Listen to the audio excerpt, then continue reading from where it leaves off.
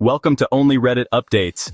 Ever been disappointed by an intriguing post with no updates or resolution? Well, you're in luck. I'm only posting stories that have those oh-so-satisfying updates directly from r/best of Redditors updates.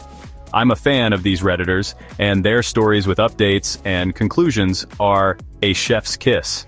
I'm new to the space, so video uploads will hopefully have a consistent schedule. As the channel grows, I would love to give more updates. Hope you're ready because here's part 1. This story is reposted by Direct Caterpillar 77. Status concluded. OP is you throw that asterisk. Am I the asshole for not giving my house to my sister-in-law? Throw away for obvious reasons. This happened 2 nights ago, and I'm still feeling some type of way about it. Background. A 30-year-old female husband, a 32-year-old male, has a younger sister who is 25. Background. My husband has a younger sister who is 25. My sister-in-law is currently going through a divorce with 4 children. My husband and I also have 4 children.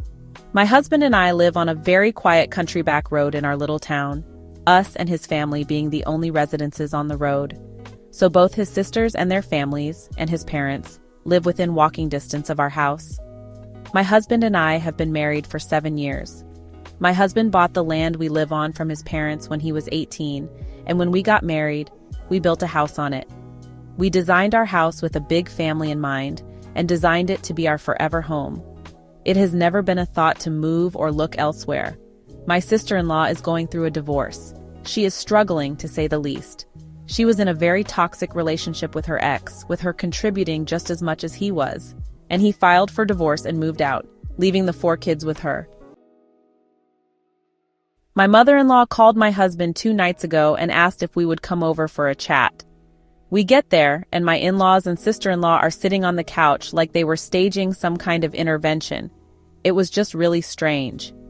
My mother-in-law didn't beat around the bush at all. She explained how my sister-in-law's ex was getting the house in the divorce, and they would be homeless within the month if we didn't give her our home. It honestly took me a second to comprehend what she even said, because it was so out of left field. Husband didn't need that second and looked them dead in the eyes and said no. In-laws started telling us things like, "You guys don't need all that house, you guys can move into one of the new neighborhoods in town, you guys can just build a new house." I offered to open up our playroom and guest bedroom to them until they could find somewhere to live. We have air mattresses, and the guest room has a full bath, but that was not good enough apparently. That's when we got up and left. They began yelling after us, saying we don't care about the children, family helps family, we're being greedy and selfish, etc., etc. Honestly, I'm so proud of how we reacted because my first instinct was to go off and say some hurtful things, but we just went home, to our home. We love SIL's kids and obviously do not want them to be homeless, but they don't need my house at the expense of my own children and family. I don't see why SIL's family deserves my home. What about my kids? Now the in-laws are calling and texting saying we don't care about the kids, we're selfish and greedy, we're making her homeless, and I'm wondering if maybe we were too quick to say no. So am I the asshole for not giving my home to my SIL? Verdict: not the asshole. Not the asshole. You can't be making someone homeless when you have literally offered them space in your own home. SIL is making herself homeless by turning down offers of assistance because they aren't exactly what she's going for. She's really the selfish and greedy one because she insists on displacing your family, rather than humble herself to live temporarily in someone else's home. Sometimes it sucks to suck.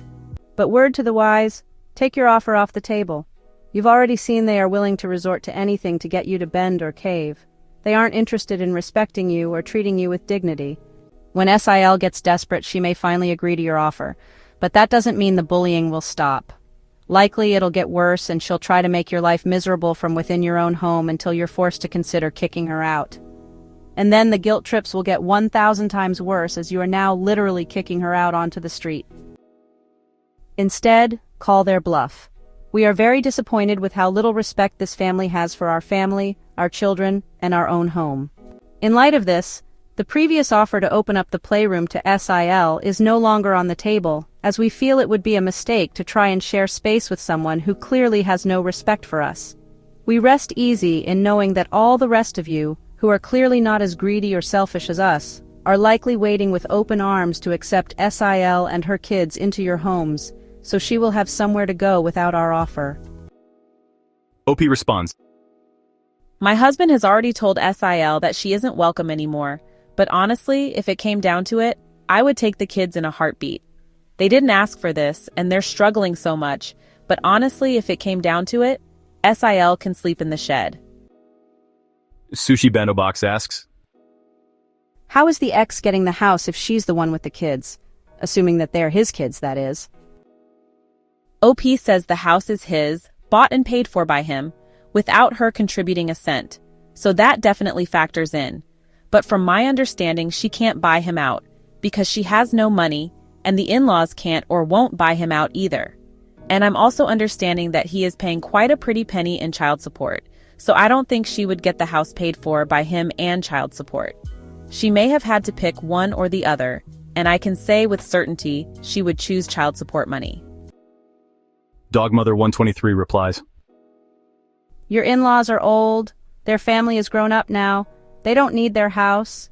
They should stop being so selfish and move out somewhere smaller so their daughter can have their house. Why are they making her homeless?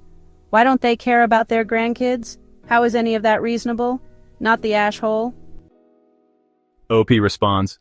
My husband has been dealing with his parents and sister. I've been ignoring all the texts and calls, but from what they're saying, their house is too small. Only 2 bedrooms, and they need something bigger for the kids to be able to thrive. So, obviously, that means my own kids have to be moved out of the home they've all lived in for their whole lives and just go somewhere else, while my husband and I still pay for them to live in our house because SIL doesn't work and has no plans to.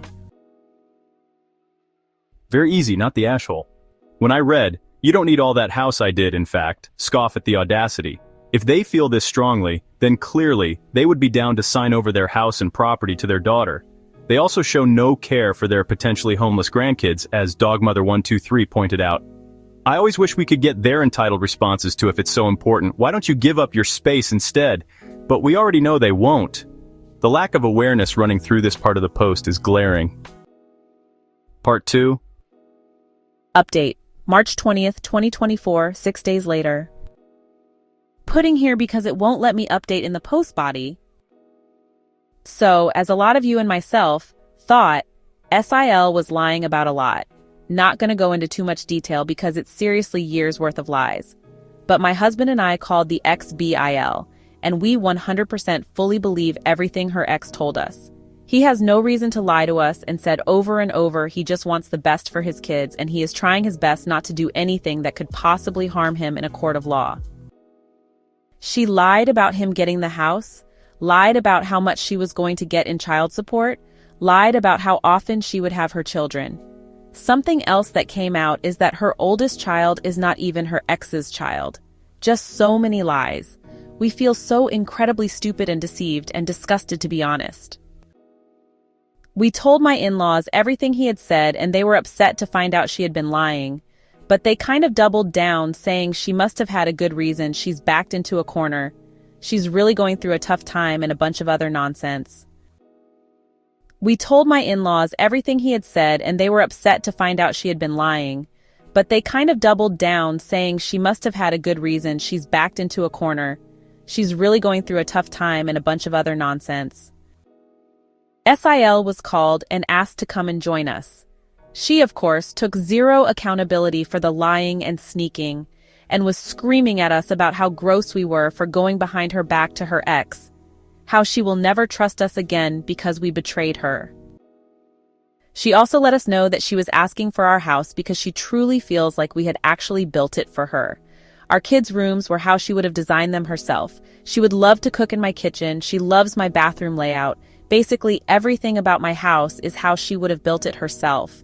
And she thinks that I must have somehow known she would need a home in the future. At that point, I was just done, and so was my husband. Can't argue with batshit crazy.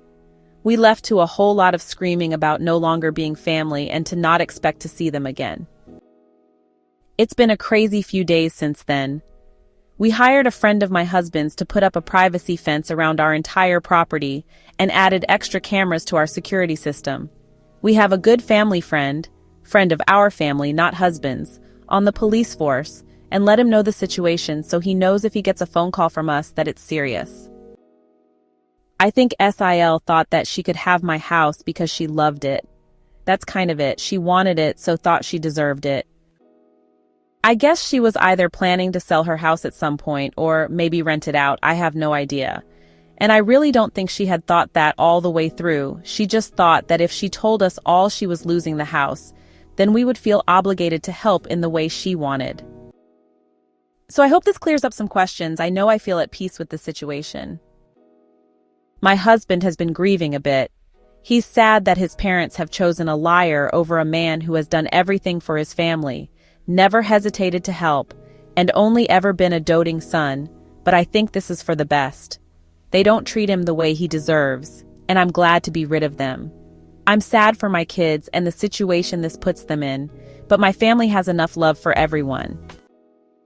Thank you to everyone who took the time to comment and message and give advice and ask questions. Hopefully you guys won't hear from me again. Well, that took a quick but unsurprising turn. She was lying because of course she was. She's off her rocker, so to speak. Truly believing the house was built for her and her children? She had no input as far as we know, and unless she and her brother had some sort of childhood pact about him building and gifting her a house, this is that next level tier 1 entitlement. The parents confronted with truth still didn't care, no shocker there.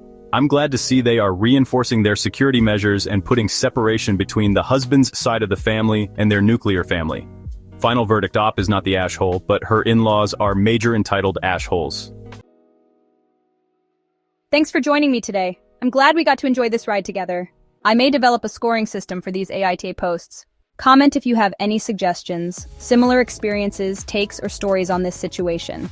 Subscribe if you're interested and looking forward to our next updated story.